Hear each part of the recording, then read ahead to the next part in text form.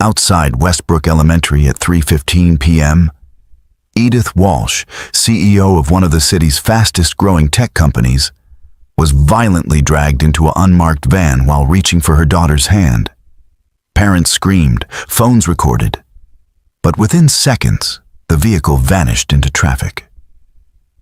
Miles Bowen, a single father waiting in the pickup line, was the only one who didn't just watch, he acted. What he didn't know was that this wasn't a random kidnapping. It was an orchestrated hit by the very people Edith trusted most, designed to bury secrets that could destroy an empire built on lies. And Miles, a man with his own tragic history tied to the same corruption, held the one piece of evidence that could either save Edith's life or get them both killed. Tonight, a schoolyard witness would become the only ally a desperate CEO could trust, and together they would uncover a truth that would shatter everything. Before we jump back in, tell us where you're tuning in from, and if this story touches you, make sure you're subscribed. Because tomorrow, I've saved something extra special for you. The afternoon sun cast long shadows across the parking lot of Westbrook Elementary as parents lined up in their vehicles, engines idling, eyes scanning for their daughters and sons emerging from the double doors. Miles Bowen sat in his aging sedan, window down, watching the controlled chaos of dismissal time. His 7-year-old daughter Sophie would appear any minute, backpack bouncing, chattering about her day. This was his favorite part of working from home as a freelance data analyst. This daily ritual of being present, being there, being the parent his daughter could count on. He noticed the black van immediately because it didn't belong. No school sticker on the windshield, no parent emerging to join the pickup line. Just dark tinted windows and an engine that purred with expensive precision. The van had positioned itself near the front entrance, angled in a way that blocked the security camera's view. Miles's instincts, honed from years working in corporate cybersecurity before his life fell apart, screamed that something was wrong. Then he saw her. Edith Walsh, unmistakable even in casual clothes. Her professional demeanor somehow present even in jeans and a blazer. Miles recognized her from the news, from the tech blogs, from the business section that detailed her company's meteoric rise. Novatech Solutions had revolutionized data encryption, and Edith Walsh had become the face of innovation, the youngest female CEO to break into the top tier of the city's tech sector. She was holding her daughter's hand, laughing at something the girl said, completely unaware of the van's side door sliding open. It happened in seconds. 3 men in ski masks erupted from the van. The first grabbed Edith's daughter, lifting her off the ground. The second and third seized Edith herself, hands clamping over her mouth, arms pinning her struggling form. Parents screamed. Someone shouted to call the police. Phones emerged, recording, broadcasting, but no one moved. No one intervened. They were frozen in shock, in fear, in the paralysis that grips people when violence erupts in spaces meant to be safe. Except Miles. He was out of his car before conscious thought caught up with instinct. His door slammed, his feet pounded pavement, and he was running toward the van even as it started to pull away. One of the masked men was still half out of the vehicle, pulling the door closed. Miles reached him, grabbed his jacket, yanked hard. The man stumbled backward, crashed onto the asphalt. Miles didn't stop. He lunged for the van's door, got his hands on the frame just as the driver hit the accelerator. The van lurched forward. Miles held on, his body dragging, shoes scraping pavement. Through the gap in the door, he could see Edith's terrified eyes. See her daughter crying, see the masked men trying to kick him loose. His shoulders screamed in pain. His grip was slipping.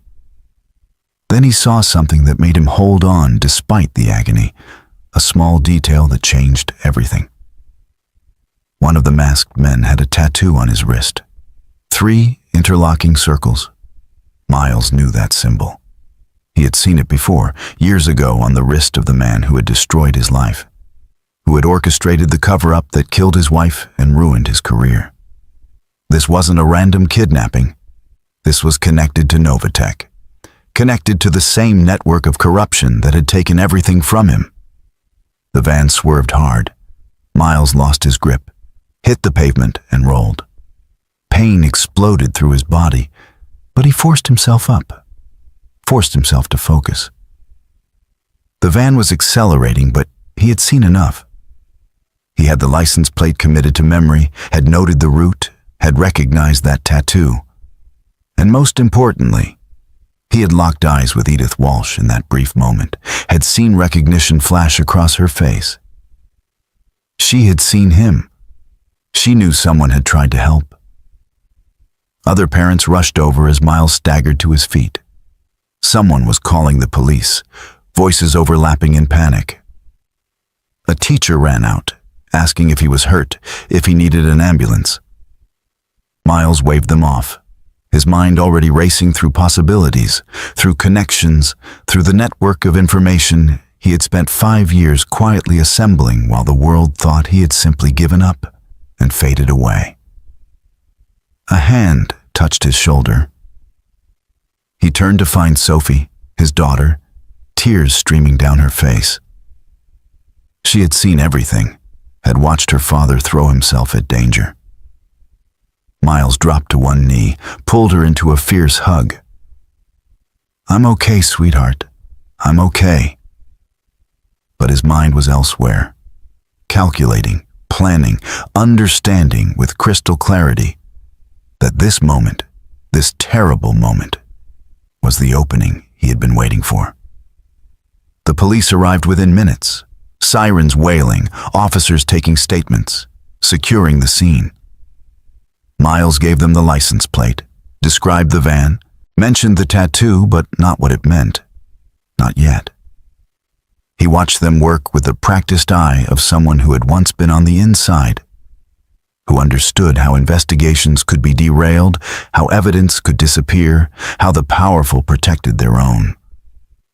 As the chaos continued around him, as parents hugged their daughters and sons tighter, as news vans started arriving to capture the story, Miles made a decision.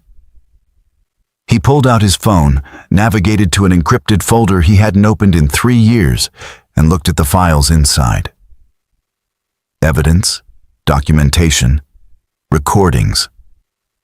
All of it collected by Sean Douglas, his best friend, his former colleague at Novatech. The man who had died under suspicious circumstances 6 months ago after telling Miles he had finally gathered enough proof to bring down the entire corrupt leadership. Sean had been Novatech's chief technology officer. He had been Edith Walsh's right hand, her trusted advisor, her friend. And according to the final message he had left for Miles, he had been the only person in the company who didn't know what the board of directors was really doing, who didn't know about the illegal contracts, the stolen technology, the systematic destruction of anyone who got in their way. Miles looked at his daughter, then at the space where Edith Walsh's daughter had been standing moments before. 2 single parents, 2 people caught in the crossfire of corporate greed. And now, Edith Walsh needed help from the one person in this city who had both the knowledge and the motivation to find her, to save her, to finally expose the truth that Sean had died protecting. He scrolled to a specific file, the one marked Insurance 4 Miles Only. Inside was a video message, Sean's face gaunt and frightened. Miles had watched it only once, the day after Sean's supposed heart attack. Now he pressed play again, letting the familiar words wash over him.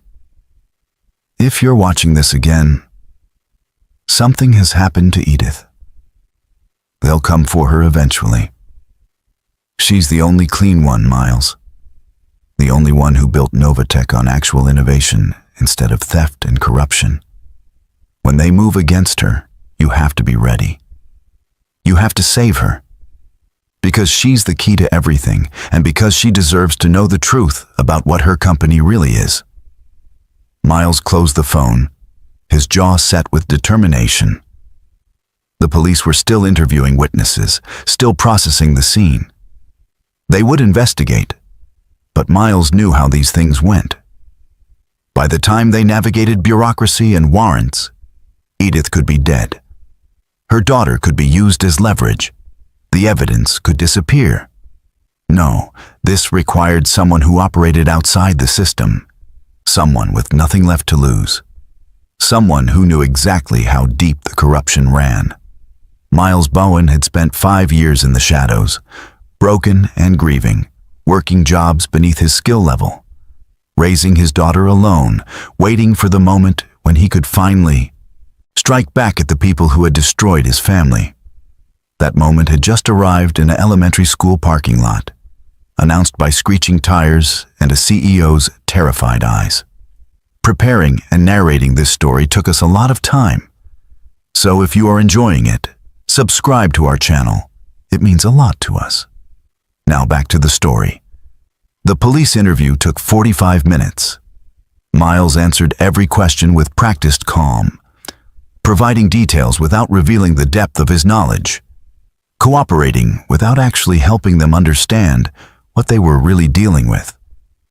Detective Morrison seemed competent enough, taking notes, asking follow-up questions. But Miles could see the man was already categorizing this as a kidnapping for ransom, a crime of opportunity, something that would be resolved through negotiation or tragic failure. Morrison had no idea he was looking at an execution masquerading as an abduction. After the detective finally released him, Miles drove Sophie to his sister's house across town in the Oakmont district.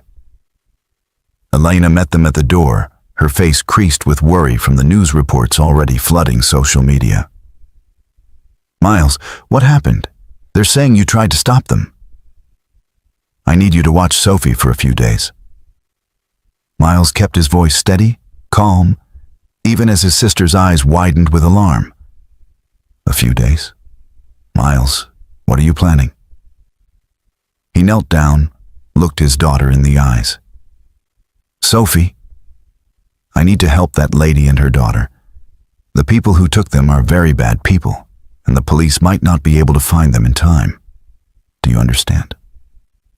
Sophie's lower lip trembled, but she nodded. She was too young to fully grasp the danger, but old enough to see the determination in her father's face. "You'll be careful?" "I promise. And Aunt Elena will make you those chocolate chip pancakes you love." He kissed her forehead, held her tight, then stood and faced his sister. "If anything happens to me, there's a safety deposit box at Hillcrest Bank. The key is taped under the false bottom of my desk drawer. Everything Sophie needs to know is in there." "Miles, I have to do this, Elena.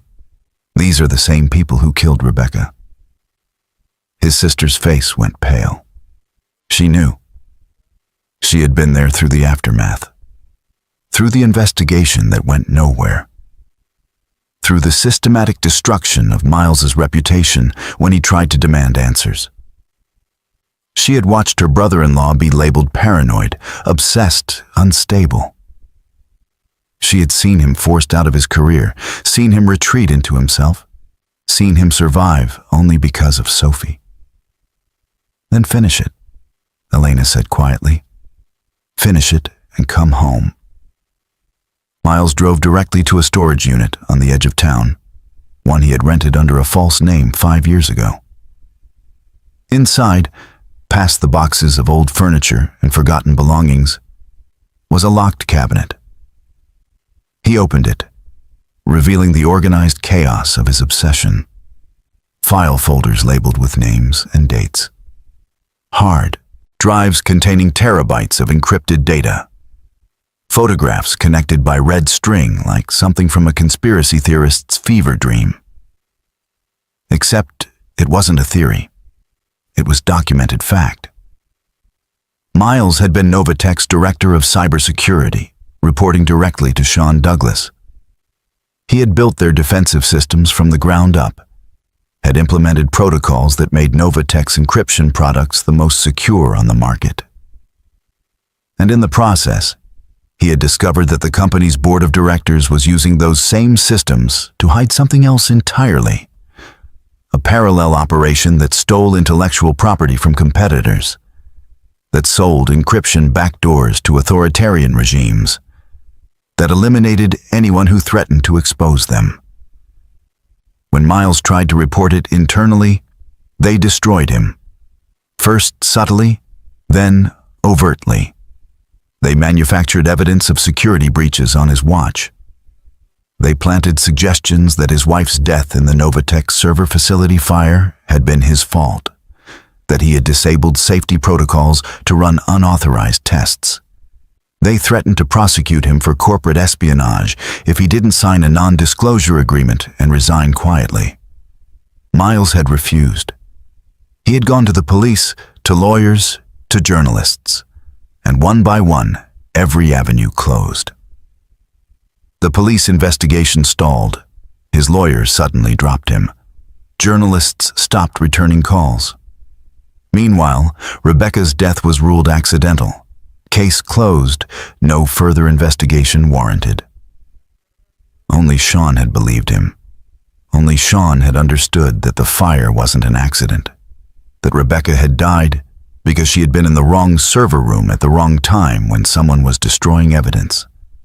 And Sean had spent the next 5 years quietly, carefully, gathering proof while rising through the ranks to become CTO. All the while feeding information to Miles in secret. Then 6 months ago, Sean had died. Heart attack, the official report said. 42 years old, no history of heart problems. Found dead in his home office with his computer hard drives mysteriously wiped clean. Miles had known immediately what it meant. Sean had gotten too close. They had eliminated him just like they eliminated Rebecca. But Sean had been prepared. He had left insurance, scattered evidence in multiple locations, and he had left instructions for Miles in that final video message. Wait for them to move against Edith. When they do, everything you need will be in the place we discussed. Miles pulled out his phone, navigated to a secure messaging app, and sent a single word to a dead man's number. Activated. 3 minutes later, his phone buzzed with an automated response, a series of GPS coordinates that led to an address in the Summit Ridge neighborhood. Miles memorized the location, then began gathering equipment. A laptop with forensic software, lockpick tools, a burner phone. Everything he would need to operate off-grid while hunting for Edith Walsh. His own phone buzzed again. News alert. Novatech CEO Edith Walsh and daughter kidnapped outside elementary school. Ransom demand expected within 24 hours. Board of Directors offers $5 million reward for information leading to safe return. Miles read the statement from Reggie Bishop, Novatech's chief financial officer and acting CEO in Edith's absence. It was perfectly crafted, conveying concern and determination, promising the company's full cooperation with law enforcement. To anyone else, it would seem like a caring organization desperate to save their leader.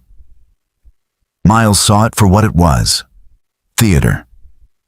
Reggie Bishop was one of them, one of the architects of Novatech's shadow operations. He had been there when they destroyed Miles. He had probably been there when they killed Rebecca and Sean. And now he was publicly offering a reward while privately ensuring that Edith Walsh would never be found alive. Because Edith didn't know. That was the crucial detail Sean had emphasized in his message.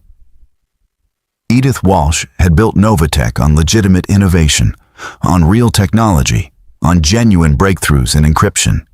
She had no idea that her board of directors had been using her company as a front for industrial espionage and worse.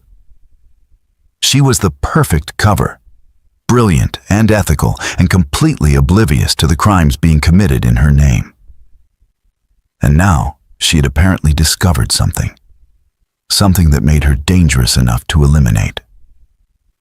Miles packed his equipment into a nondescript backpack, locked the storage unit, and headed for Summit Ridge. The coordinates Sean had provided led to a townhouse in a quiet residential area. Miles parked 2 blocks away, approached on foot, picked the lock on the back door with practiced efficiency. Inside, the townhouse was empty, but clearly maintained. Utilities still on, furniture covered with sheets, mail collected but not forwarded. A safe house. Sean had planned for everything. Miles found what he was looking for in the basement, behind a false panel in the wall.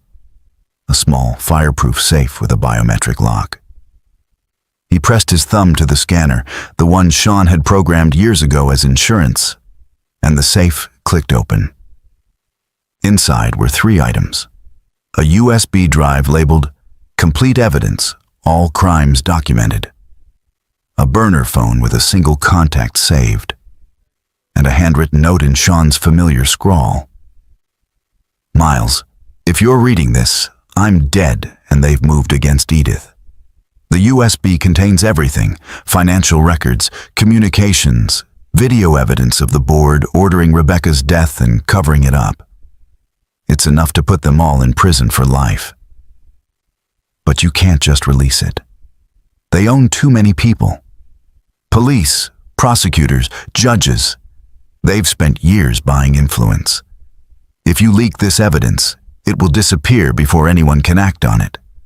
You need Edith alive. You need her to see what her company really is. And you need her to voluntarily, publicly expose it herself. She's the only one they can't discredit. She's the only one people will believe. The burner phone will receive one message at midnight tonight, the location where they're holding her. You'll have a 6-hour window before they move her again. Save her, Miles. Show her the truth and finish what we started. For Rebecca, for both of us." Miles read the note 3 times, then carefully placed everything in his backpack. The weight of it felt significant, final.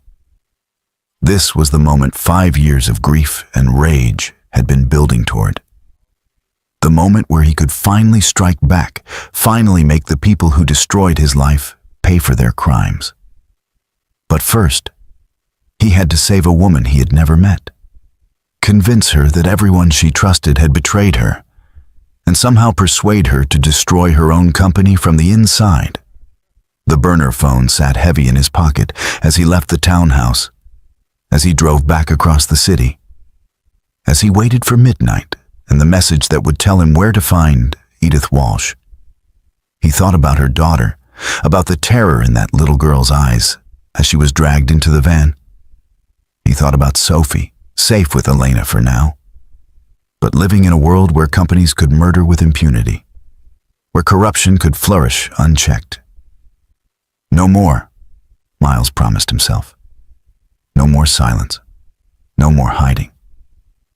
Tonight, the truth would begin to surface. And tomorrow, the people who thought themselves untouchable would learn that some debts could never be escaped, that some witnesses could never be silenced, that justice delayed was not justice denied. It was simply justice gathering strength. At 11:47 p.m., Miles sat in his car 3 blocks from police headquarters, laptop open, monitoring encrypted police communications. The official investigation into Edith Walsh's kidnapping was proceeding exactly as he expected. Slowly, bureaucratically, hamstrung by procedure and the assumption that this was a ransom situation requiring delicate negotiation.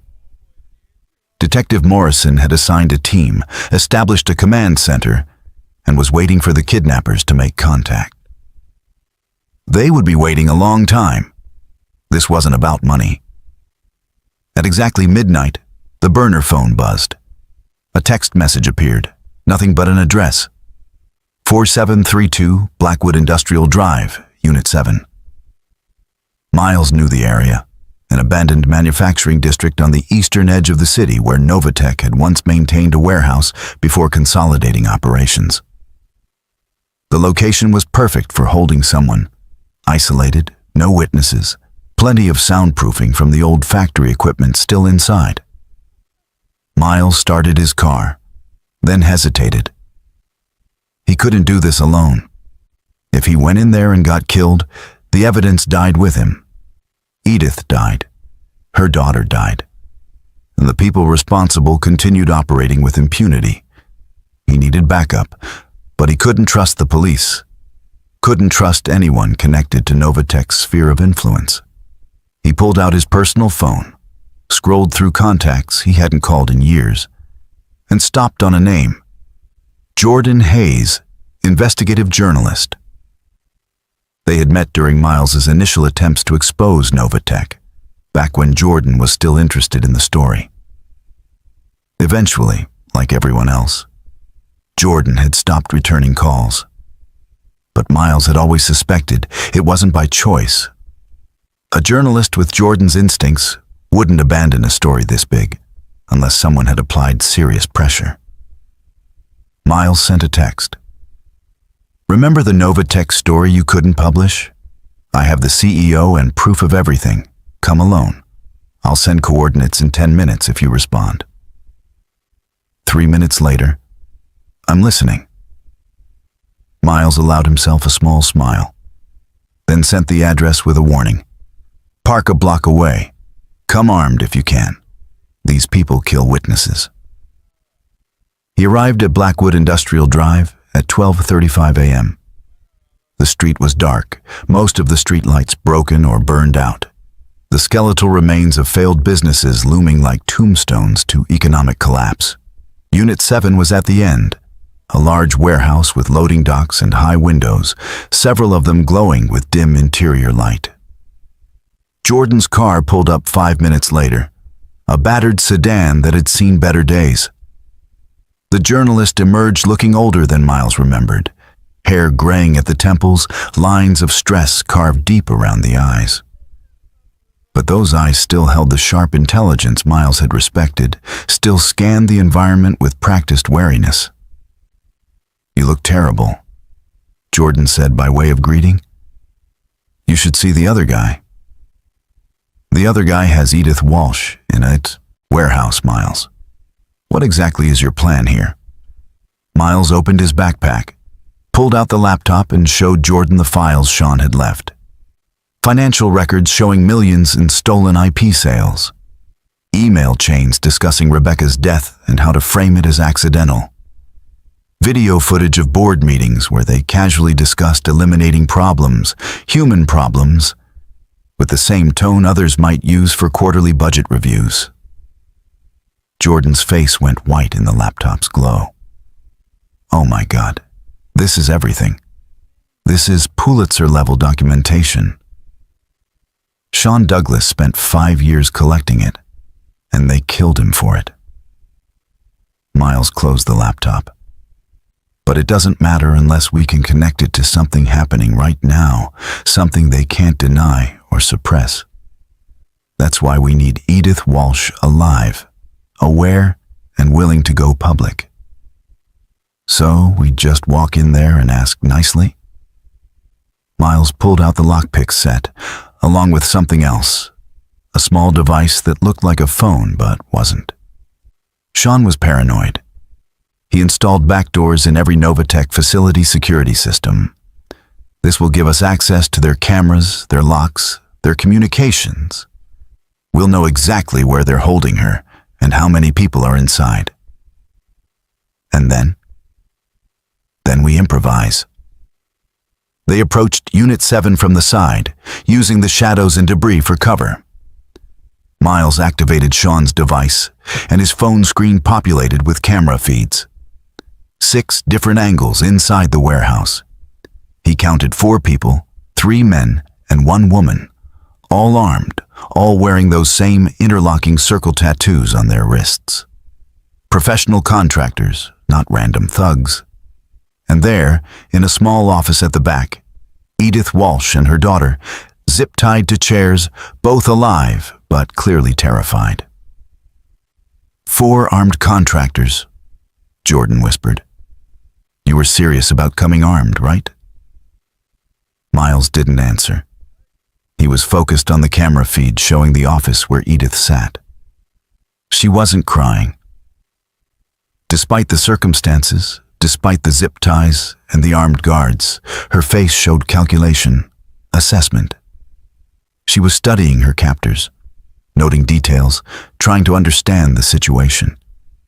Even now, even terrified, the analytical mind that had built a tech empire was working, looking for angles, for leverage, for a way out. Miles respected that. It meant she might actually listen when he showed her the truth. He cycled through more camera feeds, mapping the warehouse layout, identifying exits and blind spots. One of the contractors was in the main space, pacing. 2 more were in a break room, playing cards. The 4th, a woman with short dark hair, stood directly outside Edith's office. The one outside the office is the problem, Miles said. She's got clear sight lines, no distractions, professional stance. She's not just hired muscle, she's leadership. Jordan leaned closer to the screen. Wait, I know her. That's Cindy Blake, former Special Operations. Went private sector about 3 years ago. There were rumors she was working for Novatech as off-book security. If she's here, this is sanctioned at the highest levels. Everything clicked into place. Novatech's board hadn't outsourced this. They had used their own shadow security team, which meant they were confident, sloppy, operating with the arrogance of people who believed themselves untouchable. That arrogance would be their mistake. Miles used Sean's device to unlock the side entrance, and they slipped inside, moving through the shadows of the warehouse's main floor. The place smelled of oil and rust, old machinery creating a maze of metal that provided perfect cover. They made it to within 20 feet of the office before Cindy Blake's radio crackled. Status check, a voice said. Reggie Bishop. Miles recognized it instantly. All secure, Cindy responded. Target is compliant, awaiting disposal orders. Disposal, not ransom, not negotiation. They were going to kill Edith and her daughter as soon as whatever they were waiting for was complete. Jordan's hand gripped Miles's arm, fear and fury mixing on the journalist's face. Miles held up a hand, wait, and pulled out the laptop again. He navigated to a specific file on Sean's USB, a video recorded 3 weeks before Sean's death. The video showed Sean sitting in a car, face exhausted, voice heavy with resignation. This is my final insurance policy. Edith, if you're watching this, I'm sorry. I should have told you sooner, but they threatened my family. They said if I exposed them, my wife and son would have an accident. So I stayed quiet and collected evidence, hoping to find a way to bring them down without sacrificing the people I love. But I was wrong. There is no safe way. They're too powerful, too connected. So I'm leaving this for Miles Bowen, the only person I trust to do what needs to be done. Miles, the woman you're trying to save built Novatech on real innovation. She has no idea that her CFO, her COO, her entire board has been using her company as a front for industrial espionage. They've stolen billions in IP, sold encryption backdoors to hostile governments, and killed at least 7 people who threatened to expose them, including Miles's wife Rebecca. Edith is the perfect cover, brilliant and ethical, giving them legitimacy while they commit crimes. But she's discovered something, I don't know what yet. But they're planning to eliminate her. When they make their move, you'll have maybe hours to save her. Show her this video. Show her the evidence. Make her understand that the company she built has been corrupted from the inside. and convince her that the only way to stop them is to burn it all down publicly, spectacularly, in a way they can't suppress. It's the only way justice happens. It's the only way my death, Rebecca's death, all of it, means something. The video ended. Miles saved it to his phone, then looked at Jordan. I'm going to create a distraction. When Blake moves to investigate, you get Edith and her daughter out through the loading dock. Don't stop, don't look back, just run. And you? I'll be right behind you. It was a lie, and they both knew it. But Jordan nodded anyway, understanding that some things mattered more than survival, that some truths had to be delivered regardless of cost. Miles moved through the machinery, found the warehouse's electrical panel, and used Sean's device to trigger a controlled shutdown. Lights flickered, alarms blared, and the contractors immediately went on alert.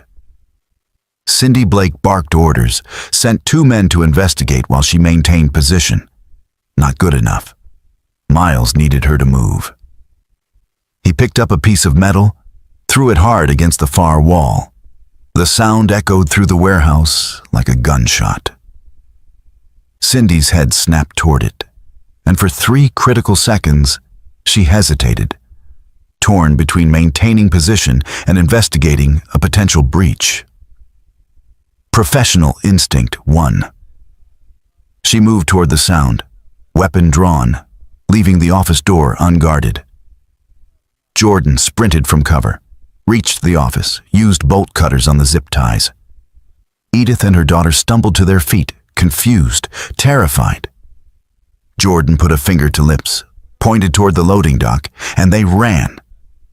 Miles watched them disappear into the darkness, then stepped out where Cindy Blake could see him. She spun, weapon rising, recognition flashing across her face. Miles Bowen, you're supposed to be broken. I got better. You should have stayed down. Now you die with her. Maybe. But first, you're going to answer a question. Miles held up his phone, showing the video of Sean. Who gave the order to kill him? Cindy's expression didn't change. Does it matter? You'll be dead in 30 seconds. It matters to me. She smiled, cold and professional. Reggie Bishop. Same person who ordered your wife's death. Same person who's going to sleep peacefully tonight while you bleed out in this warehouse. Miles nodded slowly. That's what I needed to hear. Then he pressed a button on Sean's device, and every camera in the warehouse activated, broadcasting live to a server that would automatically upload to multiple news organizations and law enforcement agencies if Miles didn't input a cancellation code within 10 minutes. Cindy's smile vanished. What did you do? I made sure the truth survives, even if I don't. She raised her weapon, but Miles was already moving, diving behind machinery as bullets sparked off metal. He didn't need to fight her, didn't need to win. He just needed to buy time for Edith to escape, for Jordan to get her somewhere safe, for the evidence to reach people who would actually do something with it. Behind him, sirens began to wail. Someone had called the police, maybe a night watchman, maybe Jordan. It didn't matter. What mattered was that Cindy Blake and her team were now trapped, their operation exposed, their target escaped. Miles ran for the loading dock, bullets chasing him, and thought about Rebecca, about Sean, about all the people who had died for a truth that was finally about to see light. He burst through the door into the cool night air, just as police cruisers screeched into the parking lot, just as Jordan's car roared away with Edith and her daughter inside. Just as the video of Sean's confession began uploading to servers across the internet. And Miles Bowen, broken witness turned reluctant hero, allowed himself to believe that maybe, just maybe, justice was possible after all. Miles made it to the police perimeter with his hands raised, identifying himself as a witness, before trigger-happy officers could make assumptions. Detective Morrison recognized him from the school parking lot, confusion and suspicion warring on his face as he took in the scene. Warehouse full of armed contractors, CEO and daughter rescued, and the same civilian who had tried to stop the kidnapping now emerging from what was clearly a tactical operation. "Mr. Bowen, you want to explain what you're doing at an active crime scene?" Miles handed over his phone, the one still streaming warehouse camera feeds. "Saving your investigation about 6 hours of work. The people inside are Novatech Private Security. They were going to kill Edith Walsh and her daughter tonight. Everything you need is being uploaded to a secure server as we speak." Morrison stared at the feeds, watched Cindy Blake and her team being cornered by SWAT, watched the timestamp-verified footage of Edith bound to a chair. "How did you know where to find her?" "That's a longer conversation. Right now, you need to secure those contractors before they can communicate with whoever hired them. And you need to put Reggie Bishop, Novatech's CFO, under immediate surveillance." "You're telling me how to do my job?" "I'm telling you that if you don't move fast, evidence will disappear, witnesses will recant, and this whole thing gets buried under corporate lawyers and political connections." Miles met the detective's eyes. "I've seen it happen before." Something in his tone made Morrison pause. The detective studied Miles with new attention, seeing past the civilian exterior to something harder beneath. "You have law enforcement background?" "Cybersecurity, former director at Novatech before they destroyed my career and killed my wife." Miles said it flatly, without emotion, stating facts. "I spent 5 years collecting evidence. Tonight you're going to get a crash course in corporate corruption that will make your head spin." Morrison looked like he wanted to argue, but the evidence was literally streaming on Miles's phone. He made a call, issued orders for surveillance on Reggie Bishop, then turned back to Miles. "You're not going anywhere until I get a full statement." "Fine. But first, I need to know where Jordan Hayes took Edith Walsh."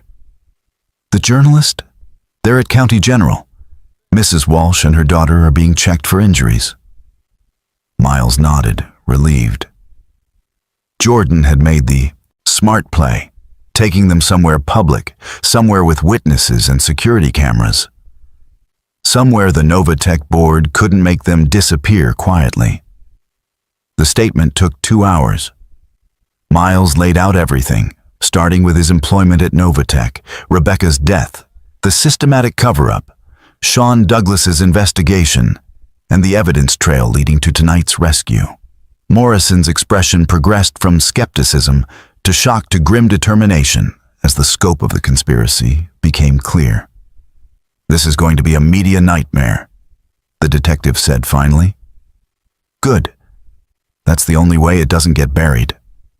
By the time Miles left police headquarters, dawn was breaking over the city. His phone had exploded with notifications, news alerts, social media tags. The story was everywhere. Novatech CEO kidnapped, rescued by civilian and journalist, connections to corporate security contractors, questions about board involvement. The narrative was fragmentary, confused, but it was out there, spreading, becoming too big to suppress. Miles drove to County General, found Jordan in the waiting room looking exhausted, but grimly satisfied. "She's asking for you. Wants to know who the hell you are and why you risked your life for her." "How's her daughter?" "Physically fine, emotionally traumatized, but alive. Social services is keeping them separated for now. Standard procedure in kidnapping cases." Miles felt a pang of sympathy. Edith was probably losing her mind, separated from her daughter after that ordeal. He found her in a private room, still in the clothes from yesterday, hair tangled, eyes red from crying but blazing with intensity. "You're Miles Bowen." It wasn't a question. "Yes." "Why did you save me?" "Jordan said you used to work for Novatech, that my company destroyed your life. Why would you help me?" Miles pulled up a chair, sat down heavily. "Because Sean Douglas asked me to. And because despite everything your board of directors has done, you're not one of them." Edith's face crumpled at Sean's name. "He died 6 months ago. Heart attack. He was murdered, same as my wife. Same as at least 5 other people who got too close to the truth about what Novatech really is." Miles pulled out his phone, showed her Sean's video. "You need to watch this." She watched in silence, tears streaming down her face, as her best friend and trusted CTO explained the depth of the betrayal, explained how her life's work had been corrupted, explained that she was the perfect cover for criminals because of her genuine brilliance and ethics. When it ended, Edith sat motionless, staring at nothing. "I built that company," she whispered. "Every innovation, every patent, every breakthrough, that was real. That was mine. I know. That's why they needed you. That's why they'll do anything to keep you quiet now that you know the truth." Edith looked up sharply. "They won't succeed. I'll expose them. I'll burn it all down if I have to." "That's exactly what we need you to do. But first, you need to understand what you're up against." Miles spent the next hour showing her the evidence Sean had compiled. Financial records proving the board had stolen billions in intellectual property. Communications with foreign governments selling encryption backdoors. Security footage of board meetings where they casually discussed eliminating problems, human problems, with clinical detachment. "Reggie did this," Edith said, staring at an email chain where her CFO discussed framing her for embezzlement. "He was my mentor. I trusted him completely. That's why betrayal works. It requires trust first." A commotion erupted in the hallway. Raised voices, someone demanding access. Miles moved to the door, looked out to see Reggie Bishop himself, flanked by 2 lawyers and hospital security, arguing with the police officer stationed outside Edith's room. "I'm her CFO and acting CEO. I have every right to see her." "This is a crime scene, sir.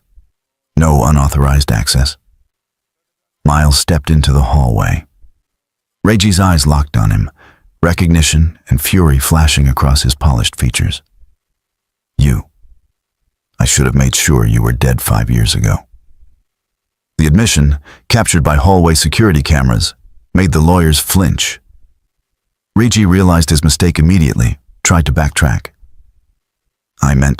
That is, what I meant to say." "You meant exactly what you said." Edith appeared behind Miles, her voice cold and clear. "You killed Rebecca Bowen. You killed Sean Douglas. You tried to kill me. And you just confessed in front of witnesses." Reggie's composure shattered. "You don't understand what you're interfering with. The board will. The board is going to prison, and I'm going to make sure every single employee, every investor, every person you lied to knows exactly what Novatech became under your leadership.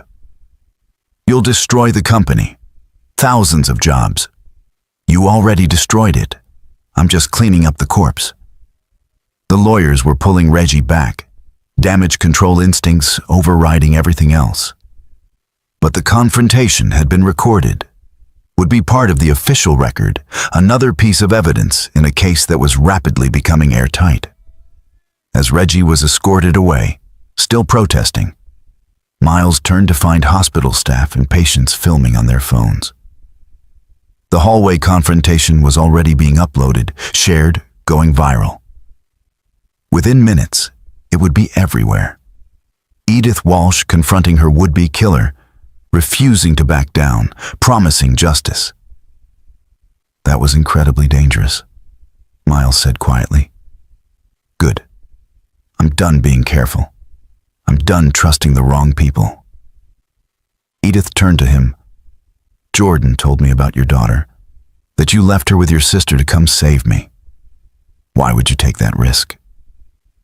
Miles thought about Sophie, about the world he wanted her to grow up in.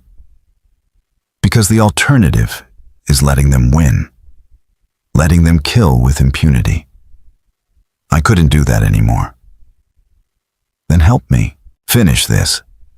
Help me expose every single crime, every cover-up, everything. I want the truth so public, so undeniable, that no lawyer or politician can make it disappear. That's going to require access to Novatech systems, physical evidence, witnesses willing to testify. I'm still CEO. I still have access codes, administrative privileges, knowledge of where bodies are buried.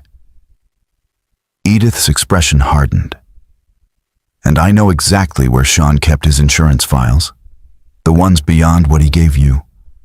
The complete documentation. Everything.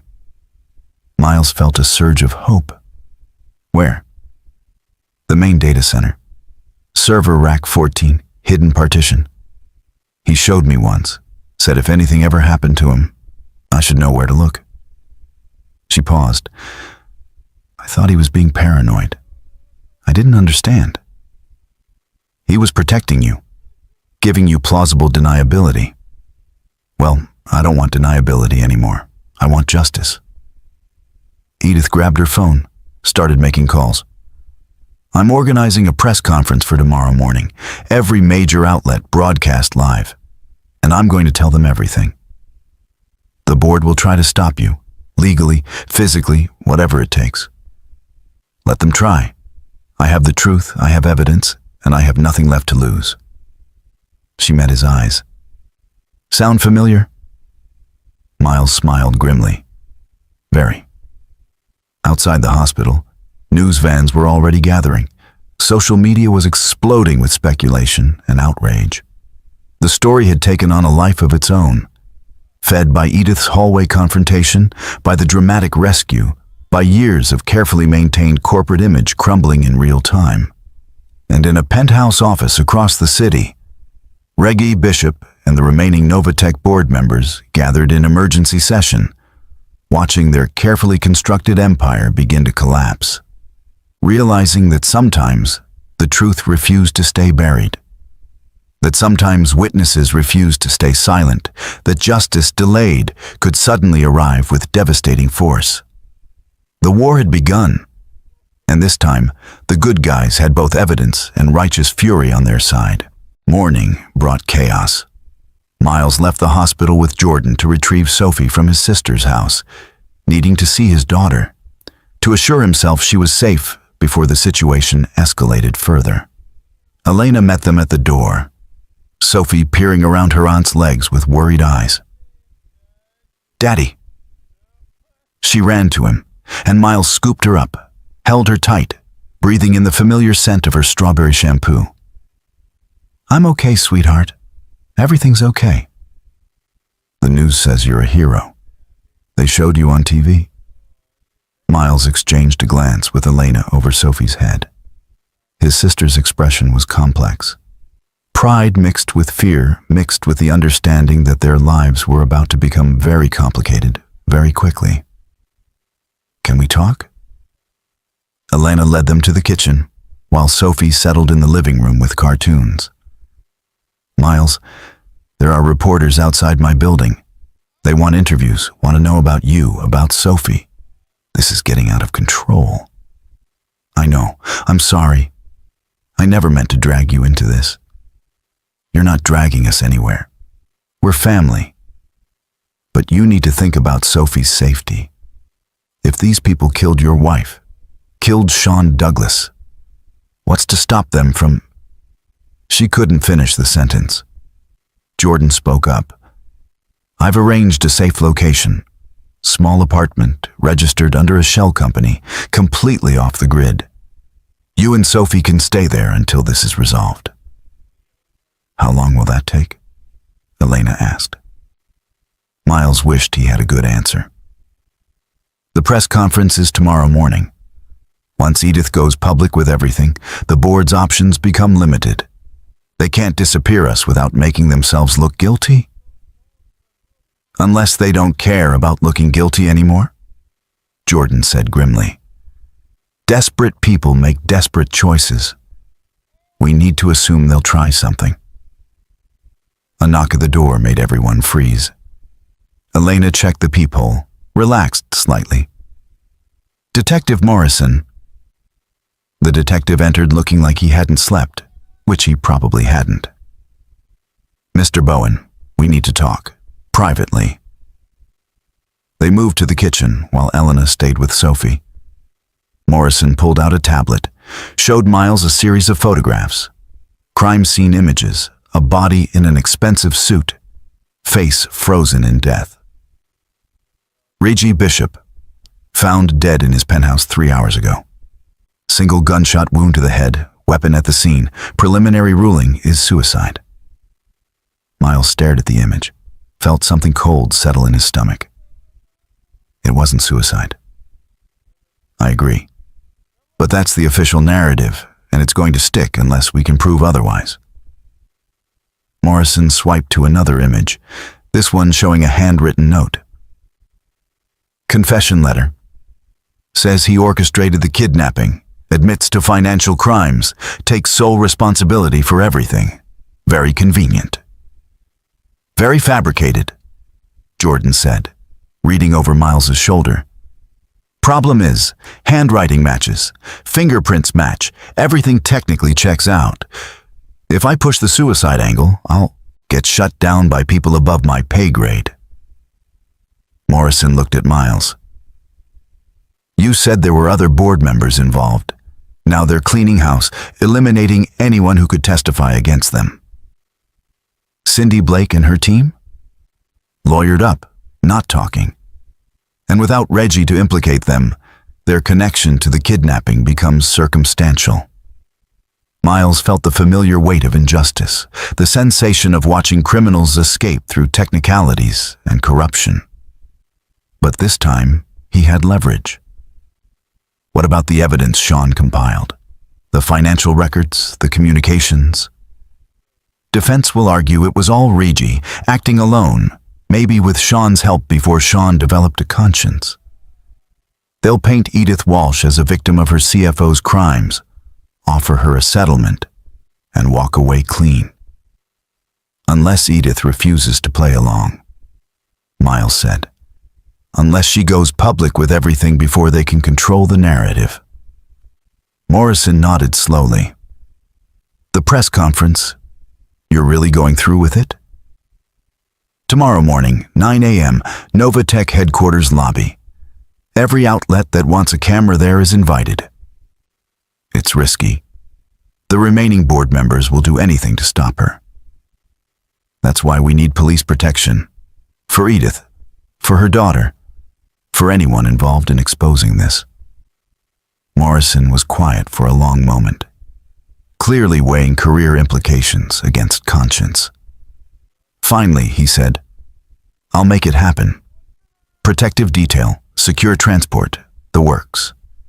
But after tomorrow, this goes federal. The crimes you're describing cross state lines, involve international contracts. Local PD won't be enough. We just need to survive until tomorrow. After that, it's out in the open. After Morrison left, Miles gathered Sophie and explained they were going to stay somewhere new for a few days, an adventure, just until some grown-up problems got solved. She took it with the resilience of a kid who had already learned that life was unpredictable, that sometimes Daddy had to do hard things, that flexibility was survival. Jordan drove them to the safe apartment, a modest 2-bedroom in a nondescript building downtown.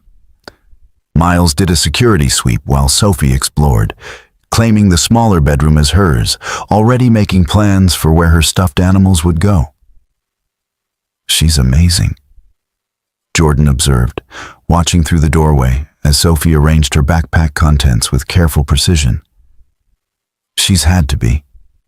After Rebecca died, it was just us. She learned to adapt. You raised her alone? Didn't have a choice. Rebecca's family blamed me for her death, cut off all contact. My parents are gone. It was just me and Sophie against the world. Miles smiled faintly. Turns out, that's enough. His phone buzzed. Text from Edith. Need to see you. Can you come to the police safe house? Bring in my daughter. Miles left Sophie with Jordan, who promised movies and takeout, and drove across town to where Edith was being kept under protective custody. The safe house was a converted apartment building, officers stationed at every entrance, security cameras covering every angle. Edith met him in a secure conference room, her daughter sitting beside her, small hand gripping her mother's tightly. The girl was maybe 6 years old, dark hair like Edith's, eyes still showing the trauma of the kidnapping, but also displaying her mother's fierce intelligence. Miles, this is my daughter, Zoe. Zoe, this is the man who saved us. Zoe studied him with serious eyes. You jumped on the van. I did. That was very brave and very stupid. Miles laughed despite himself. You're absolutely right. It was both. Edith smiled, the first genuine warmth Miles had seen from her. She gets her directness from me, among other things. The smile faded. I asked you here because I need you to understand something. Tomorrow, when I do this press conference, I'm not just exposing crimes. I'm destroying the company I built, everything I've worked for, everything I've achieved. It's all going to be associated with corruption and death.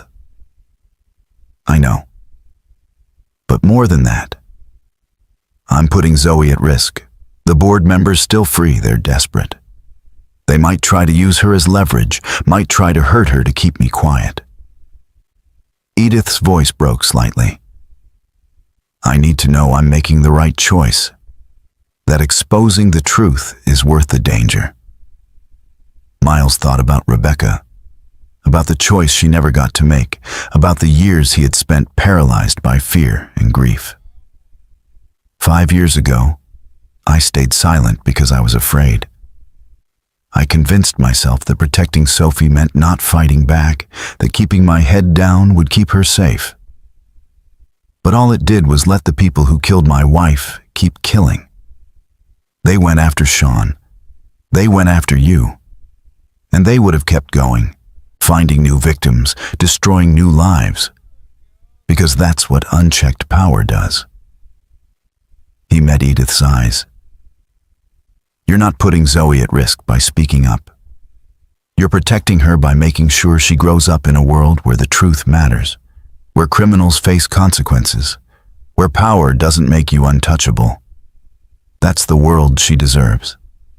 That's the world they both deserve. Edith was crying silently, and Zoe reached up to wipe her mother's tears with small hands. It's okay, Mommy. We're brave, remember? Like the princesses in the stories, the ones who fight dragons. Yes, baby. We're brave. Edith pulled her daughter close, then looked at Miles. Tomorrow morning. No backing down, no compromises. We tell the whole truth. The whole truth, Miles agreed. He stayed with them for another hour, going over the evidence again, preparing Edith for the questions she would face, the accusations the board's lawyers would throw at her. Jordan joined them via video call, outlining media strategy, identifying sympathetic journalists who could be trusted to tell the story accurately. As they worked, Miles watched Zoe color at the conference table, watched her, periodically checked to make sure her mother was still there, still safe. He thought about Sophie doing the same thing, about all the daughters and sons who deserved better than a world where corporations could kill with impunity. When he finally left the safe house, night had fallen. Miles drove back to the apartment where Jordan and Sophie were watching animated movies. His daughter curled up on the couch with a blanket, safe and content and blissfully unaware of the storm about to break. Jordan followed him into the kitchen. You ready for tomorrow? No. But We're doing it anyway. Edith is strong. She'll handle the pressure. It's not Edith I'm worried about. It's the board's response. They've already killed Reggie to tie up loose ends. They're cornered, desperate, dangerous. Morrison promised protection. Protection didn't save Rebecca. Didn't save Sean. Miles leaned against the counter, exhaustion finally catching up with him. I keep thinking about all the ways this could go wrong. All the ways they could hurt the people I care about. Jordan put a hand on his shoulder. Then we make sure it goes right. We survive tomorrow. We get the truth out. And we make damn sure that Rebecca and Sean didn't die for nothing. Miles nodded, drawing strength from the journalist's conviction. Tomorrow would be the culmination of 5 years of grief and rage and careful planning. Tomorrow, the whole city would learn what Novatech really was. Tomorrow, justice would finally have its day. He just had to make sure they all survived long enough to see it. At 2 a.m., unable to sleep, Miles sat at the apartment's small dining table with his laptop open, going through Sean's evidence files one more time. He had reviewed them dozens of times over the past months.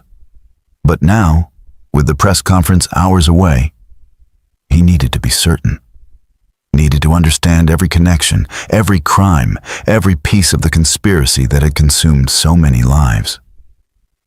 Jordan emerged from the guest room, equally sleepless. Find something new? Not new, just more complete? Miles turned the screen so Jordan could see. Sean was meticulous. Every crime is documented with multiple sources. Financial records cross-referenced with email communications, security footage time-stamped to match transaction logs. It's not just evidence, it's a prosecution roadmap. Walk me through it. I want to make sure I understand the full scope for tomorrow's coverage. Miles pulled up the first file. It starts 10 years ago, shortly after Edith founded Novatech. The company was legitimate then, real innovations in encryption technology. But the board of directors, specifically Reggie Bishop and Hunter Tate, saw an opportunity. They started selling backdoor access to the encryption systems to foreign governments and corporations. How much money are we talking? Conservatively, $2 billion over 10 years. The payments were routed through shell companies, offshore accounts, made to look like legitimate consulting fees. But Sean tracked every transaction, matched them to specific backdoor implementations, even found the communications where board members discussed which governments to prioritize. Jordan whistled low. That's espionage-level crime. It gets worse. 5 years ago, a Novatech engineer named Anthony White discovered the backdoors. He tried to report it internally, went to Reggie with his findings. Miles pulled up a video file. Sean had security footage from that meeting. The video showed a conference room, Anthony White presenting evidence to Reggie Bishop, clearly agitated, clearly convinced he was doing the right thing by reporting corporate malfeasance. Reggie listened calmly, nodded in all the right places, thanked Anthony for his diligence. 2 days later, Anthony White died in a car accident. Brake failure. Investigation ruled it mechanical failure, no foul play suspected. Except Sean found maintenance records showing the car had been serviced the day before the accident. Brakes were inspected and certified. He also found security footage of a Novatech contractor accessing the parking garage where Anthony kept his car right around the time the brakes would have been compromised. They murdered him for trying to do the right thing. And they perfected the method. Over the next 5 years, 7 more people died under suspicious circumstances. All of them had discovered something about Novatech's operations. All of them died in ways that could be explained as accidents or natural causes. Heart attacks, car crashes, house fires. Miles pulled up another file, this one showing a detailed timeline. each death marked with a red dot, connected to the discovery that had triggered it. Rebecca's name appeared 3 years into the timeline, her death connected to safety protocol violations in the server facility. Rebecca was auditing the facility security when she found evidence that someone had deliberately disabled fire suppression systems in one specific server room, the room where Sean kept his backup evidence. She reported it to maintenance, flagged it as a critical safety issue. 2 days later, that same server room caught fire. Rebecca was inside trying to manually activate suppression systems. Miles's voice remained steady, clinical, but Jordan could see the cost of that control. The fire was ruled accidental, faulty wiring. Her death was ruled workplace tragedy. But Sean knew better. Sean knew because he had helped Rebecca with the audit. He knew she had found the disabled suppression systems. And he knew that 2 days before the fire, Reggie Bishop had personally accessed that server room, supposedly for routine inspection. Miles showed the security log. Reggie had no reason to be there. He wasn't technical, didn't normally inspect facilities. But he went in, stayed for 20 minutes, and left. The fire started exactly where Rebecca had found the disabled safety systems. Jordan studied them all. Timeline, the pattern of deaths, the systematic elimination of threats. This is serial murder disguised as corporate risk management. That's exactly what it is. And the pattern continues. Sean himself was eliminated 6 months ago when he got close to having enough evidence to go public. Official cause, heart attack. But look at this. Miles pulled up medical records, toxicology reports. Sean was healthy. No heart disease, no family history. But the toxicology found elevated potassium levels, which can indicate natural death or indicate a specific type of poisoning that mimics heart attack symptoms. Did you tell Morrison about this? I did. He's requesting exhumation and re-examination.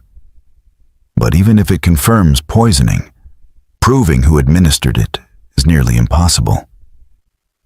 Miles closed the file. That's the genius of their method.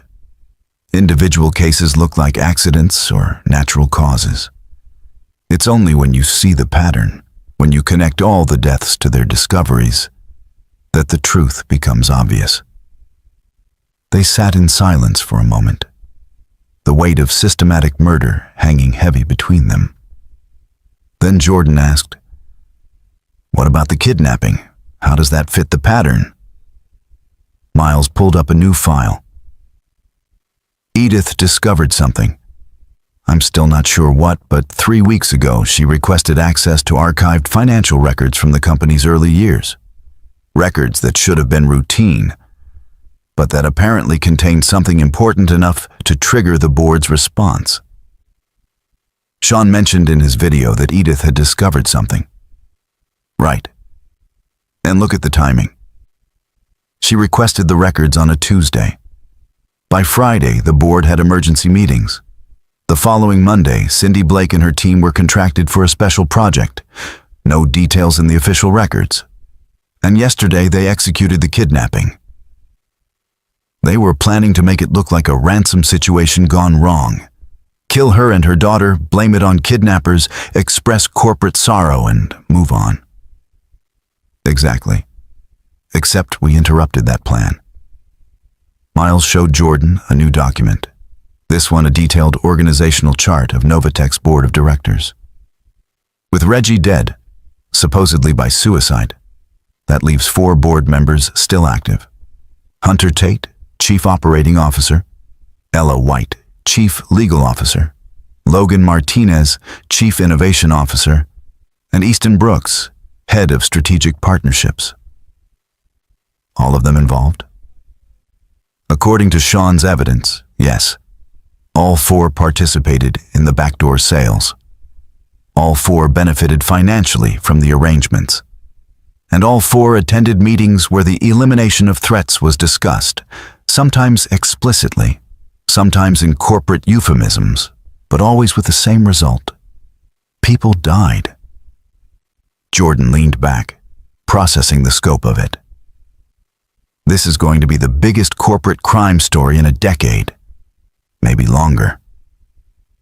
Only if we can get Edith through tomorrow's press conference alive. Once she goes public, their options narrow significantly, but until then, they're going to throw everything at stopping her. As if summoned by the conversation, Miles's phone buzzed. Text from an unknown number. "You're making a mistake. Walk away now. Think about your daughter." Miles showed it to Jordan, who immediately pulled out their own phone. "That's a direct threat. We need to tell Morrison." "Won't matter. Burner phone, untraceable, plausible deniability.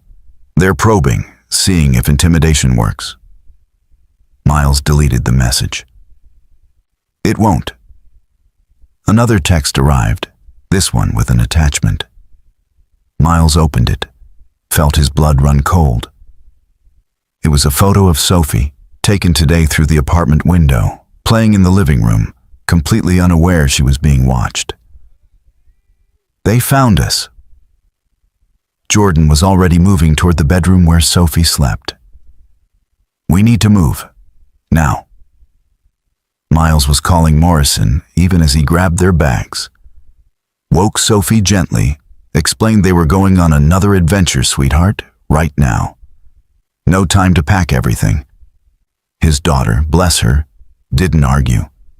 Just grabbed her favorite stuffed animal and let him carry her to Jordan's car. They were pulling out of the underground garage when Morrison called back. "I'm sending units to your location. Stay where you are." "Too late. They've already found us. We're moving to a new location." "Where?" Miles made a decision.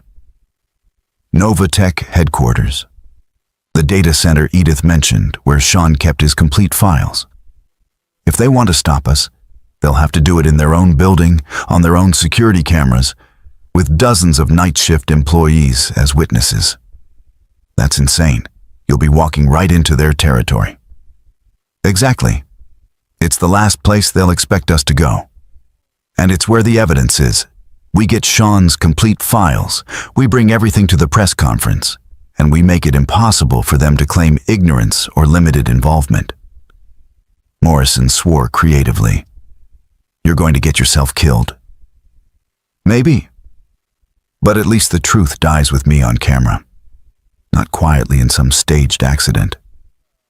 Miles glanced at Sophie in the back seat, asleep again with the resilience of youth. "Send units to Novatech. Tell them to stay visible. I want the board to know they're being watched." He hung up, drove through empty streets toward the gleaming Novatech tower downtown. Jordan sat silent beside him, equally aware of how dangerous this was, equally committed to seeing it through. "You know they'll have security waiting," Jordan finally said. "I'm counting on it. I still have access codes from my time as director. Sean never had them revoked, kept them active as insurance. I can get us into the data center. And if the codes have been changed? Then we improvise." They parked in the public garage, used the pedestrian entrance to avoid the main lobby. At 3 a.m., the building was mostly empty. Just night shift maintenance and security. Miles used his old badge, prayed the system hadn't flagged it. The light turned green. They were in. Jordan carried Sophie while Miles led them through familiar corridors, muscle memory guiding him to the data center sublevel. His badge worked on the elevator, worked on the sublevel door, kept working as they descended into the climate-controlled realm of servers and backup systems. Server rack 14 was exactly where Edith said it would be.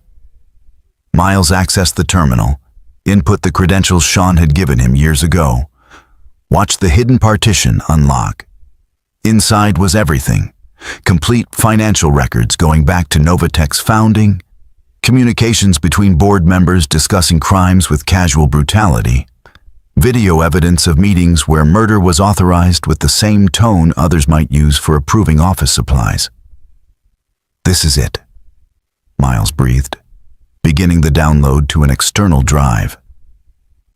"This is everything Sean collected, everything they killed him to hide." The download would take 15 minutes. Miles set Sophie down on a chair, let her sleep while he and Jordan reviewed files, confirming that everything was there, that it was complete and damning beyond any possible defense. "They can't survive this," Jordan said, watching video of Reggie Bishop explicitly ordering Rebecca's death. "No lawyer, no judge they've bought, no politician they've bribed can make this disappear. That's why they'll try to make us disappear instead." As if on cue, the data center door opened. Cindy Blake walked in, no longer pretending to be in custody, no longer operating under cover of law. She had a weapon, but didn't raise it, just studied Miles with professional assessment. "You should have stayed broken, Bowen. Would have lived longer. Maybe. But I would have died a coward." Miles positioned himself between Cindy and Sophie. "You here to kill us?" "Here to offer you a choice. Walk away. Take your daughter. We'll wire you 10 million, set you up anywhere in the world. You get to live, raise your kid, forget any of this happened." "And if I refuse?" Cindy's expression didn't change. "Then you join your wife, and Jordan joins Sean, and your daughter grows up in foster care, never knowing what really happened to her father." Miles looked at Jordan, saw the journalist's face set with determination. Looked at Sophie, sleeping peacefully, trusting that Daddy would keep her safe. Looked back at Cindy Blake and the weapon she hadn't raised, but could in an instant. "Here's my counteroffer," Miles said quietly. "You put down the weapon, you turn yourself in, you testify against the remaining board members. You do that and maybe you serve 20 years instead of life." Cindy laughed, no humor in it. "You think you're in a position to negotiate?" "I think I'm in a position to tell you that this entire conversation is being recorded and broadcast to Detective Morrison's phone. I think the download you're watching includes evidence of your direct involvement in 3 murders. And I think that if you kill us, it happens on Novatech security cameras that are currently being monitored by federal agents Morrison called in as backup." Cindy's eyes flicked to the camera in the corner, to Miles's phone propped against the server rack, to the steady progression of the download bar. "You're bluffing." "Am I? Check the hallway. Count the federal badges that arrived in the last 5 minutes." She didn't move, but something in her posture shifted. Recognition that maybe, just maybe, she had walked into a trap instead of setting one. The download finished. Miles pocketed the drive, picked up Sophie, and walked toward the door. "Last chance, Blake. Turn yourself in, make a deal, or go down with the board you killed for." He walked past her, every second expecting the shot, expecting the end. But it didn't come. Cindy Blake stood frozen, professional calculation fighting survival instinct, and by the time she decided, Miles and Jordan were already in the elevator, already ascending toward the lobby where Morrison and a dozen federal agents were waiting. They had the evidence. They had survived the night. And in 6 hours, the whole world would learn the truth about Novatech and the people who had turned innovation into industry of death. Justice, Miles thought, carrying his sleeping daughter into the dawn, was finally within reach. The press conference was scheduled for 9 a.m. in Novatech's main lobby. By 8:30, the space was packed with journalists, cameras, employees who had arrived early, and curious onlookers who had followed the story's explosive development.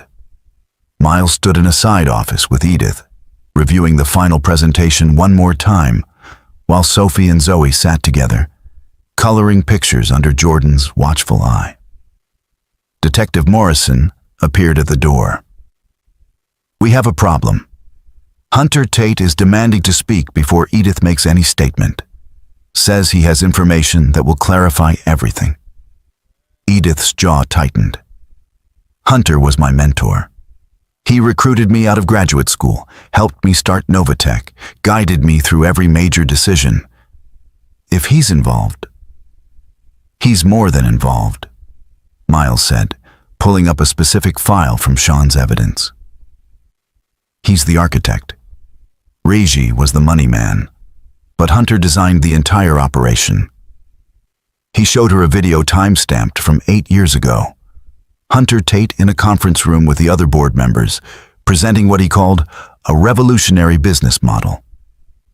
On the screen behind him was a detailed plan for selling encryption backdoors, eliminating competitive threats, and maintaining plausible deniability through compartmentalization. The key, Hunter said in the video, his voice calm and professional, is keeping Edith focused on legitimate innovation. She's brilliant, ethical, exactly the face we need. While she develops real technology, we monetize it in ways she'll never know about. And if anyone threatens to expose us, we handle it quietly, permanently, with methods that don't trace back to the company. Edith watched her mentor, the man she had trusted absolutely, casually discuss murder as a business strategy. Her face went pale, then flushed with fury. He used me. Everything I built, every innovation, every patent, he turned it into a weapon. Not just used, Miles said gently. Protected. Look at this. He showed another file, this one containing emails between Hunter and the other board members discussing how to shield Edith from knowledge of their operations. He genuinely cares about you, in his own twisted way. He saw you as a valuable asset worth preserving. That doesn't make it better. That makes it worse. Morrison cleared his throat. He's waiting in the main conference room. Says he won't leave until you hear him out. Edith stood, her expression hardening into something Miles recognized from his own mirror after Rebecca died. The look of someone who had just discovered they'd been living a lie. Then let's hear what he has to say. They found Hunter Tate in the glass-walled conference room overlooking the lobby, watching the assembled press with calculated assessment. He turned as Edith entered, his face softening with what appeared to be genuine affection. Edith, thank God. I've been trying to reach you. This whole situation with Reggie, it's spiraled out of control. But we can fix it. Together. Fix it? Edith's voice was ice. Like you fixed Rebecca Bowen? Like you fixed Sean Douglas? Hunter's expression flickered, mask slipping for just a moment. I don't know what lies you've been told. I've seen the evidence, all of it. Sean documented everything before you had him killed. Sean had a heart attack. Tragic, yes, but natural causes. Stop. Edith slammed her hand on the table. Stop lying. Stop pretending. I know everything. The back doors, the stolen IP, the systematic murder of anyone who threatened your operation. And I know you orchestrated all of it. Hunter was quiet for a long moment, studying her face. Then something shifted in his demeanor, the facade of the concerned mentor falling away to reveal something colder beneath. You were never supposed to know. I built this entire structure to protect you from this knowledge. Protect me. You used me as cover for mass murder. I used your brilliance to build an empire. Everything you created, I made profitable beyond your wildest imagination. The encryption systems you designed are protecting governments, corporations, millions of people. That they also serve our interests is just good business. Miles spoke up from the doorway. And the 7 people you killed? Was that good business too? Hunter's eyes shifted to him, recognition and contempt mixing. Miles Bowen, you should have taken the money 5 years ago. Your wife died in an unfortunate accident. That should have been the end of it. It wasn't an accident. You ordered the fire to destroy Sean's evidence. Rebecca was collateral damage. She was in the wrong place at the wrong time. Regrettable, but necessary. Hunter said it without emotion, stating facts. Just like Sean became necessary to eliminate when he couldn't be controlled. Just like you would have been necessary if you had continued pushing. Edith stared at her mentor with horror and recognition. You're a sociopath. All these years I thought you cared about innovation, about building something meaningful. But you only cared about power and profit. I care about both. They're not mutually exclusive. Hunter leaned back, casual despite the accusations. And I care about you, Edith. Which is why I'm offering you the same choice I offered Sean before he made the wrong decision. Walk away. Keep your company, your reputation, your daughter. We'll restructure, phase out the problematic operations, and move forward clean. And if I refuse? Hunter's smile didn't reach his eyes. Then you join the others who made that same choice. And Zoe grows up believing her mother died in a tragic accident, just like Rebecca's daughter believes about her mother. The threat was explicit, undeniable, captured by the security camera Miles had deliberately positioned to record the conversation. Hunter had just confessed to multiple murders and threatened a 7-year-old girl, all while believing he was negotiating from a position of strength. Miles pulled out his phone, showed Hunter the screen where the conversation was being live-streamed to Morrison's entire team, to federal prosecutors, to the assembled press 1 floor below. Every word, recorded and broadcast. You just confessed to everything. Hunter's face went white, then red with fury. He lunged for Miles, but Morrison and 2 federal agents were already coming through the door, weapons drawn, commands sharp and clear. Hunter Tate, architect of a decade-long criminal conspiracy, was placed in handcuffs while cameras in the lobby below captured his perp walk in real time. Edith watched her mentor being led away, tears streaming down her face.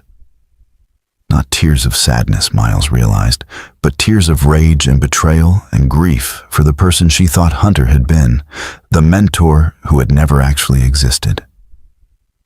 I'm sorry, Miles said quietly. Don't be. You showed me the truth. That's all anyone can ask for. She wiped her eyes, straightened her shoulders, and looked at the lobby full of press. Let's finish this. The press conference began with Edith standing at a podium, cameras broadcasting live to millions, telling the truth about Novatech in clear, unflinching detail. She detailed the back doors, the stolen IP, the systematic murders. She showed Sean's video, played Hunter's confession, displayed financial records that proved billions in illegal transactions. Halfway through her presentation, the remaining board members made their move. Ella White, chief legal officer, stood up in the crowd and demanded the floor. This is slander. Mrs. Walsh is clearly suffering from trauma-induced delusions following her kidnapping. None of these allegations have been verified. They've been verified by federal investigators. Morrison interrupted from the side. We've been building a parallel case for 3 months based on anonymous tips. Mrs. Walsh's evidence confirms what we already suspected. Ella's composure cracked. You have no authority to investigate. We have every authority. And as of 10 minutes ago, we have warrants for your arrest, along with Logan Martinez and Easton Brooks. The 2 other board members tried to leave through the back exits, only to find federal agents waiting. The arrests happened live on camera, broadcast to the world. 3 more members of Novatech's board being led away in handcuffs while their corporate empire collapsed in real time. But Ella White wasn't finished. She pulled out a small device from her jacket, held it up for the cameras. "You think you've won? This is a dead man's switch, connected to explosives in the building's foundation. You arrest me, I release this button, and everyone in this lobby dies." The room erupted in panic. People scrambled for exits, cameras kept rolling, and federal agents froze, unwilling to risk the threat being real. Miles saw the calculation in Ella's eyes, the desperate gambit of someone with nothing left to lose. "You're bluffing," Edith said, her voice carrying over the chaos. "There are no explosives. You're a lawyer, not a demolitions expert. This is just another manipulation. Try me. Come one step closer and find out." Miles studied the device, recognized it from his cybersecurity days. It wasn't a dead man's switch. It was a network jammer, designed to block communications. Ella was trying to cut off the broadcast, stop the evidence from spreading further. She was dangerous, yes, but not in the way she claimed. He moved before conscious thought, crossed the distance in 3 strides, grabbed Ella's wrist and twisted. The device fell. Miles caught it before it hit the ground, held it up for the cameras. "It's a jammer." She was trying to cut the broadcast. Federal agents swarmed Ella, forced her to the ground, handcuffed her while she screamed threats and accusations. Miles handed the device to Morrison, then turned to find Sophie standing near the podium, eyes wide with fear. He scooped her up immediately. "It's okay, sweetheart. It's over. We're safe." That lady was scary. She was. But she can't hurt anyone anymore. Edith had retrieved Zoe as well, holding her daughter close while the federal agents cleared the room of the arrested board members. The press conference had devolved into chaos, but the evidence had been presented, the confessions recorded, the truth made public and undeniable. Jordan approached with a laptop showing social media feeds. The story was everywhere, trending on every platform, news organizations picking up the live stream and broadcasting it globally.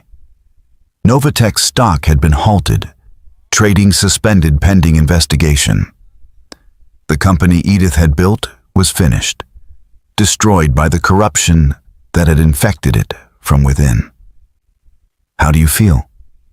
Miles asked her. Edith looked around the lobby, at the space where she had once commanded respect and authority, now a crime scene being processed by federal investigators. "Free," she said finally. "For the first time in years, I feel free." Within hours, the reversal was complete. Social media exploded with support for Edith, condemnation for the board members who had betrayed her. Novatech employees who had initially been shocked and confused by the allegations now posted apologies, shared their own stories of suspicious incidents they had witnessed, contributed to the growing wave of accountability. One employee, a junior engineer who had worked directly under Sean Douglas, posted a tearful video. "I knew something was wrong when Sean died. He was healthy, happy, working on something important. His death never made sense. I'm sorry I didn't speak up. I'm sorry I doubted Mrs. Walsh when she needed support. The truth matters, and I should have fought for it." The video went viral, spawned thousands of similar confessions from employees, contractors, even competitors who had suspected Novatech's corruption but lacked proof. The tide of public opinion shifted so completely that by evening, Edith Walsh was being hailed as a hero for exposing her own company's crimes. But the real surprise came from an unexpected source. Cindy Blake, the security contractor who had held Edith at gunpoint just days ago, walked into Morrison's office with her lawyer and offered to turn state's evidence. She detailed every operation she had conducted for Novatech, every threat she had delivered, every crime she had witnessed. "Why the change of heart?" Morrison asked. Cindy looked tired, older than her years. Because Miles Bowen was right. I can serve 20 years and maybe have a life after. Or I can die in prison defending people who would sell me out the moment it benefited them. Hunter already tried to pin Rebecca Bowen's death on me. Said I acted without authorization. I'm done being their weapon. Her testimony filled in the remaining gaps, provided eyewitness accounts of conversations where murders were ordered, confirmed the systematic nature of the conspiracy. With Cindy's cooperation, the federal case became airtight, impossible to fight, guaranteed to result in convictions. Miles watched the news coverage from Jordan's apartment, Sophie asleep on the couch beside him. The journalist sat nearby, typing furiously, filing the story that would define both their careers. "You did it," Jordan said without looking up from the laptop. "You actually took down an entire corporate conspiracy. We did it. You, me, Edith, Sean, even Rebecca in her way. All of us together. Sean would be proud. Rebecca would be furious it took so long." Jordan smiled at that, understanding the complicated grief of loving someone who died for truth you were still fighting to expose. "What happens now? After the trials, after the convictions?" Miles looked at Sophie, thought about the life he wanted to give her. "Now we heal. We rebuild. We make sure this never happens again." His phone buzzed. Text from Edith. "Thank you. For everything. For believing in me when no one else did. For saving my daughter. For making Sean's sacrifice mean something. I'll never forget what you did." Miles responded simply. Justice needed all of us. The truth needed all of us. That's what Sean understood. That's what makes it matter. 3 months later, Miles stood in the lobby of what used to be Novatech headquarters, watching movers clear out the last of the equipment. The company had been dissolved, its assets liquidated, the proceeds going to victims' families and legal fees. The building itself had been sold to a nonprofit focused on corporate accountability and whistleblower protection. Edith found him there, Zoe holding her hand. "Saying goodbye?" "Something like that. I spent the best and worst years of my career in this building. Hard to let go completely." "I know what you mean." Edith looked around the empty space. "I built my dreams here. They were corrupted, stolen, turned into nightmares. But they started as dreams." "What will you do now?" "Start over. I've been offered positions at 3 different companies, consulting roles that would pay well and keep me in the industry." She paused. "I'm turning them all down. Taking time with Zoe. Maybe teaching, mentoring the next generation of engineers and teaching them how to protect their innovations from corruption." "That sounds perfect." Edith smiled, then became serious. "I want to offer you something. Not a job exactly, but a partnership. I'm starting a foundation in Sean and Rebecca's names, dedicated to supporting whistleblowers, protecting people who expose corporate crime. I want you to help run it." Miles was surprised, honored, and uncertain all at once. "I appreciate the offer, but I'm not sure I'm qualified." "You're exactly qualified. You lived it. You survived it. You know what whistleblowers face and what they need to succeed. Please, at least consider it." Before Miles could respond, Sophie and Zoe ran up from where they had been exploring the empty building. The 2 girls had become inseparable over the past months, bonded by shared trauma and the resilience of youth. "Dad, can Zoe come over for dinner tonight?" Sophie asked. "If her mom says it's okay." Zoe looked up at Edith with pleading eyes. "Can I, Mom? Please?" Edith laughed. "Only if Miles doesn't mind cooking for one more." "I never mind." Miles met Edith's eyes over the girls' heads, saw warmth there, the beginning of something beyond shared trauma, beyond professional respect. They walked out of the building together, the afternoon sun casting long shadows across the empty parking lot. Jordan was waiting by the car, camera in hand, documenting the final chapter of the story that had consumed all their lives. "One last question for the article," Jordan called out. "What's next for the heroes of the Novatex scandal?" Sophie answered before anyone else could. "We're going to get pizza and watch movies. Dad promised." The adults laughed, the tension of months finally breaking into something like joy. They had survived. They had won. The people who killed Rebecca and Sean were in prison, facing decades behind bars. The truth had been exposed, justice had been served, and the world was marginally better for their efforts. "Actually," Edith said as they reached the cars, "I have a better idea. My place. I'll cook, we'll celebrate properly, and we can discuss the foundation without the pressure of formal business meetings." Miles looked at Sophie, who was nodding enthusiastically. Looked at Zoe, equally excited. Looked at Jordan, who was grinning. "That sounds perfect." That evening, in Edith's kitchen with pasta boiling and wine breathing and the girls playing in the next room, Miles felt something he hadn't experienced in 5 years. Peace.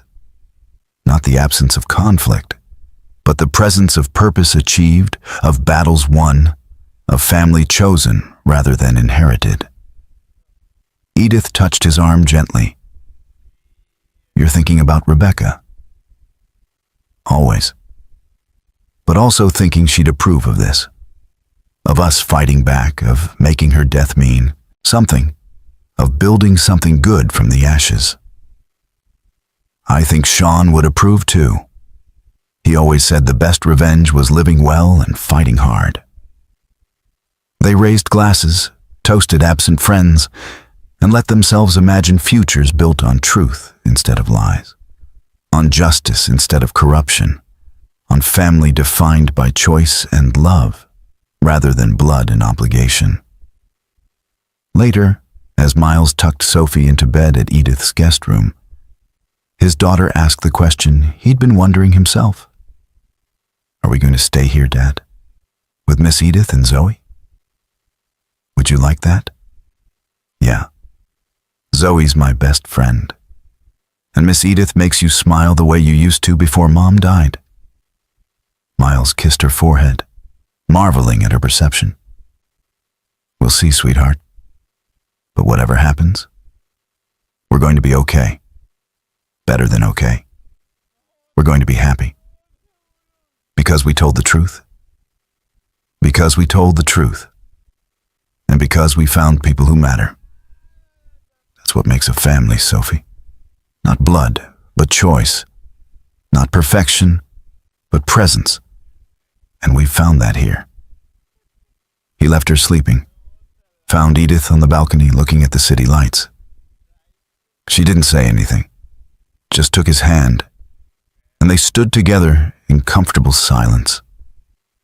Two people who had lost everything and found each other in the aftermath. Two people who had chosen truth over comfort, justice over safety, and discovered that sometimes the hardest choices led to the most meaningful destinations. The foundation would launch next month. The trials would continue for years. The healing would take even longer. But tonight, in this moment, they had peace. They had purpose. They had each other. And that was enough. More than enough. It was everything. Up next, you've got 2 more standout stories right on your screen. If this one hit the mark, you won't want to pass these up. Just click and check them out. And don't forget to subscribe and turn on the notification bell so you don't miss any upload from us.